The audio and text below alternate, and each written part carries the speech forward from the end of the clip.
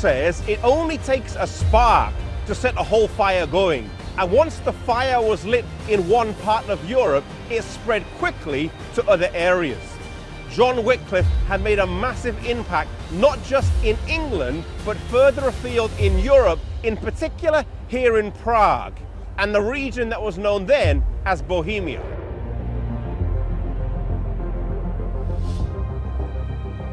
John Huss was of humble birth, and his father died soon after he was born. His mother sought an education for him, and he was able to get admission to the University of Prague as a charity scholar. As she reached Prague with her son, she knelt down and prayed that God would bless his life, a prayer that was answered again and again.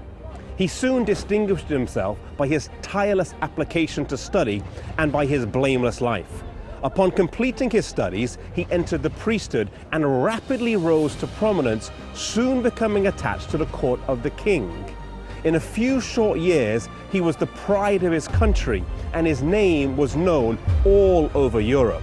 Today, they've built a statue to commemorate him here in the Old Town Square. Several years after becoming a priest, Huss was appointed preacher of the Bethlehem Chapel here in Prague. The founder of this particular chapel had advocated as a matter of importance the preaching of the scriptures in the language of the people. At that time, there was a large degree of ignorance concerning the Bible, and Huss also believed that it was vitally important to preach the scriptures in the language of the people.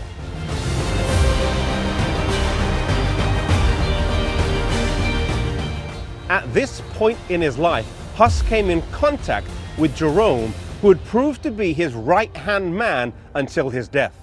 Jerome was a citizen of Prague, and he had brought back with him from a recent trip to England the writings of John Wycliffe. The Queen of England at that time was also a convert of John Wycliffe, and she was a Bohemian princess, and through her influence, his writings were circulated at length in Bohemia. Huss read them, believed their author to be a sincere Christian, and believed the writings to be true.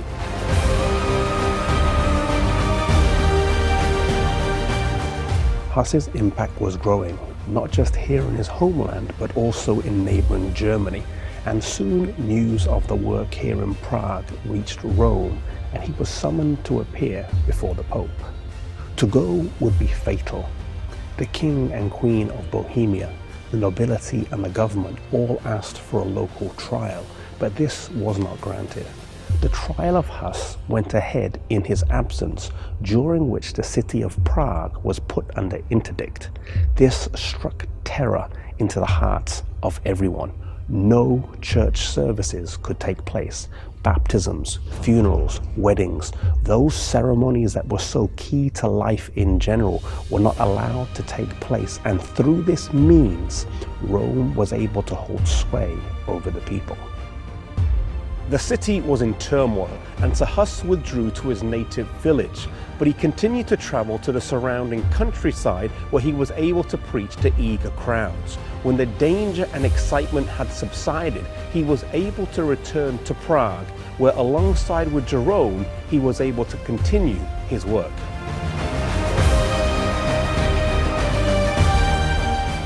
During this time in Europe, there was not one or two, but three rival popes, all claiming to be the vicar of Christ.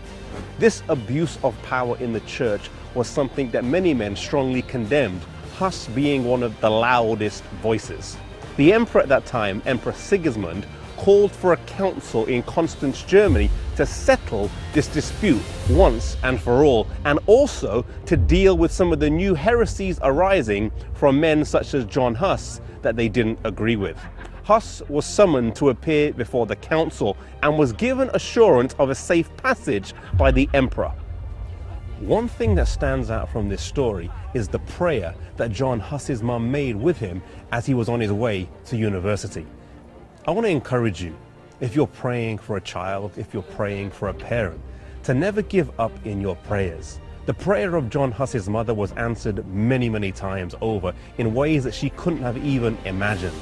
Maybe you're praying for your children, maybe they're on their way to school, maybe you're praying for a loved one. Keep them in prayer and never think that our prayers will go unanswered. God does hear and God does answer our prayers.